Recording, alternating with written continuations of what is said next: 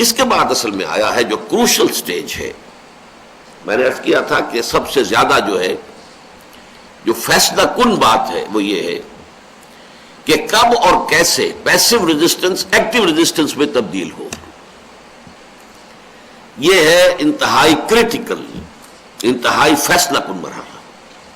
اور دونوں باتیں میں عرض کر چکا ہوں. اگر یہ قبل از وقت ہو جائے تو بھی تباہی ہے.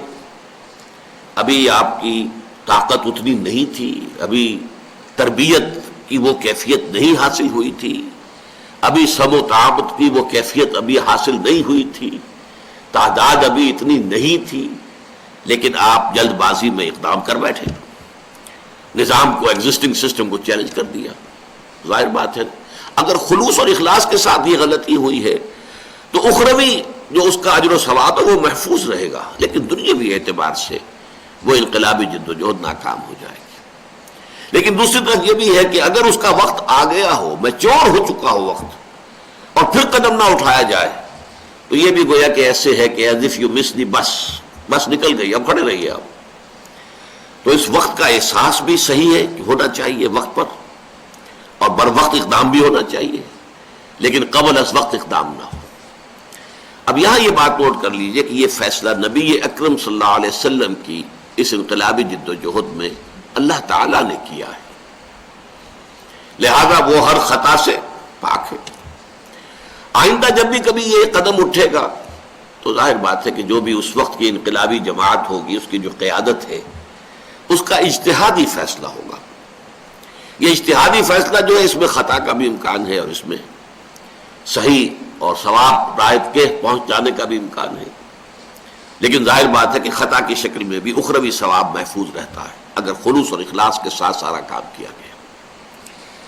یہ جو مرحلہ ہے اس کا اصل میں ہمارے سیرت نگاروں نے عام طور پر جو اس 20ویں صدی میں کتابیں لکھی گئیں، بشمول علامہ شبلی کی سیرت اور بھی دوسرے حضرات نے جو کتابیں لکھی، اس میں اس مرحلے کو نہ صرف یہ کہ ڈاؤن پلے کیا گیا ہے بلکہ مسخ کیا گیا ہے، اس کی غلط تعبیر کی گئی ہے، غلط توجیہ کی گئی ہے.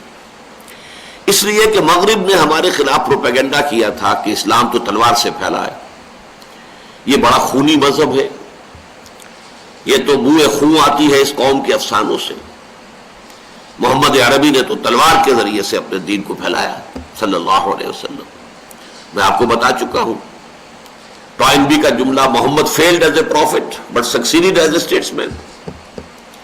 اور منگومری واٹ کی 2 کتابیں، محمد at Mecca, Muhammad at Medina صلی اللہ علیہ وسلم، اور کنٹراسٹ اس میں اس نے جو ہائی لائٹ کیا.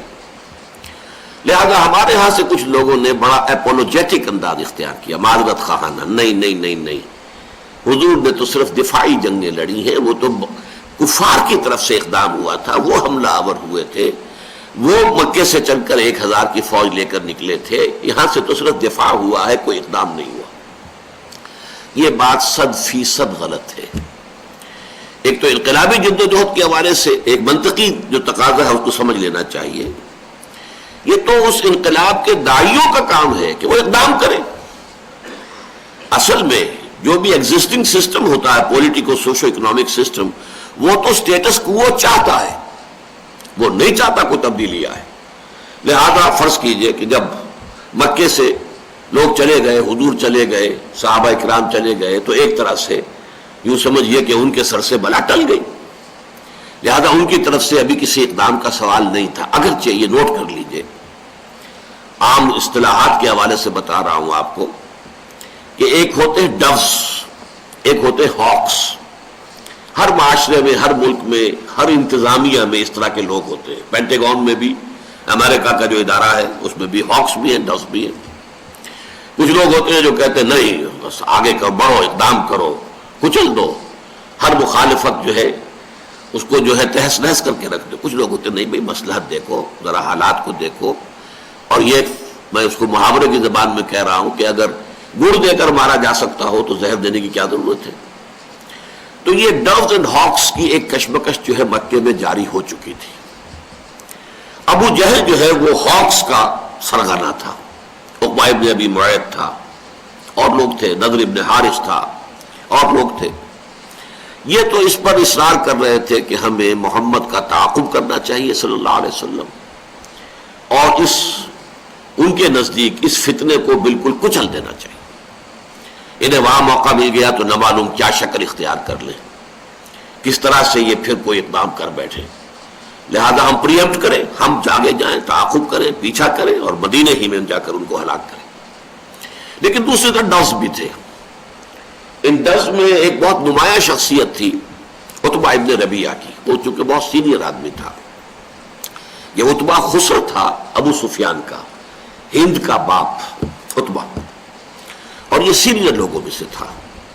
چنانچہ جب حضور پر آغاز ہی ہوا تھا وحی کا، اور پہلا ایک ریئیکشن لوگوں کا یہ تھا جو میں بیان کر چکا ہوں کہ شاید کوئی آسیب کا اثر ہو گیا محمد پر صلی اللہ علیہ وسلم، یا یہ کہ کوئی ان کا چلہ جو ہے وہ الٹا پڑ گیا ہے اور ان کا دماغی توازن جو ہے وہ خراب ہو گیا ہے، مجنون جب کہا گیا. تو اس شخص نے آ کر ایک دفعہ کہا تھا حضور سے، بھتیجے میرے تعلقات بہت سے عاملوں کے ساتھ ہیں، اگر واقعی کوئی بدروح تم پر مسلط ہو گئی ہے تو مجھے بتاؤ، میں تمہارا علاج کرا دوں. مطلب اس طرح کا آدمی تھا، ایک بزرگ شخصیت، اور یہ ڈرز میں سے تھا. اس کے ساتھ ہی حکیم بن حزام جیسی شخصیت بھی تھی رضی اللہ تعالیٰ عنہ. بعد میں وہ ایمان لے آئے، اس وقت تک ایمان نہیں لائے تھے. وہ حضرت خدیجہ الکبریٰ رضی اللہ تعالیٰ عنہا کے قریبی اعزاء میں سے تھے، بہت شریف النفس انسان تھے. یہی وجہ ہے بعد میں وہ ایمان بھی لے آئے. تو اس طرح کے لوگ تھے. وہ کہتے تھے کہ دیکھو بھائی بلا تمہارے سل سے ٹل گئی. اب یہ ہے کہ محمد جو ہے، یہ عتبہ کی بات ہے اور بڑی گہری بات ہے. معلوم ہوتا ہے کہ بہت بڑا اسٹیٹس مین تھا. اس نے کہا کہ اب محمد وہاں جا کر بھی نچلے تو بیٹھنے والے نہیں ہیں صلی اللہ علیہ وسلم. وہاں پر یہی کشاکش اور کشمکش شروع ہو جائے گی جو یہاں ہے. تو گویا کہ اب محمد کا مقابلہ ہوگا بقیہ عرب سے. اب اس تصادم میں، اس مقابلے میں اگر محمد پورے عرب پر غالب آ جائے صلی اللہ علیہ وسلم تو ہمیں کیا نقصان ہے بھائی؟ وہ ہمارا قرشی بھائی ہے نا. گویا کہ قریش کی باضابطہ حکومت پورے عرب پر قائم ہو جائے گی. اور اگر عرب محمد کو ختم کر دے صلی اللہ علیہ وسلم اور ان کے ساتھیوں کو، تو جو تم چاہتے ہو وہ ہو جائے گا، بغیر اس کے کہ تم اپنی تلواروں کو اپنے بھائیوں کے خون سے آلودہ کرو. آخری اپنے بھائی ہیں نا. ابو بکر کون ہے؟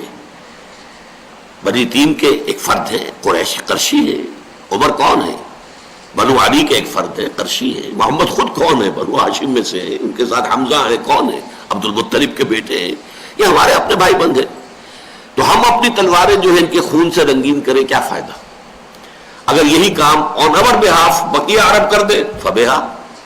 اور اگر کہیں محمد غالب آ جائے تو مطلب کیا ہوگا کہ قریش کی حکومت جو ہے وہ پورے عرب پر قائم ہو جائے گی. یہ کنٹروورسی ابھی چل رہی تھی کہ اقدام جو ہے وہ محمد عربی صلی اللہ علیہ وسلم کی طرف سے ہو گیا. یہ حصہ ہے تاریخ کا کہ جسے چھپایا گیا ہے، کتمان کیا گیا ہے. چنانچہ مولانا شبلی نے اس کو بہت ہی کہیں حاشیے میں کوئی تھوڑا سا دے دیا ہے، ورنہ یہ اہم ترین حصہ جو ہے اس کو انہوں نے یہ کہ چھپانے کی کوشش کی ہے کہ کہیں یہ بات سامنے نہ آ جائے کہ پہل حضور کی طرف سے ہوئی ہے. اقدام جو بھی باہم پھر جنگوں کا سلسلہ شروع ہوا اس میں اقدام محمد کی طرف سے ہوا صلی اللہ علیہ وسلم. اگر یہ بات ثابت ہو جاتی ہے تو مغرب کے ہمارے اوپر جو اعتراضات ہیں وہ پھر گویا کہ صحیح ثابت ہو جائیں گے. ہمارے پاس کوئی توجیہ جو ہے باقی نہیں رہے گی.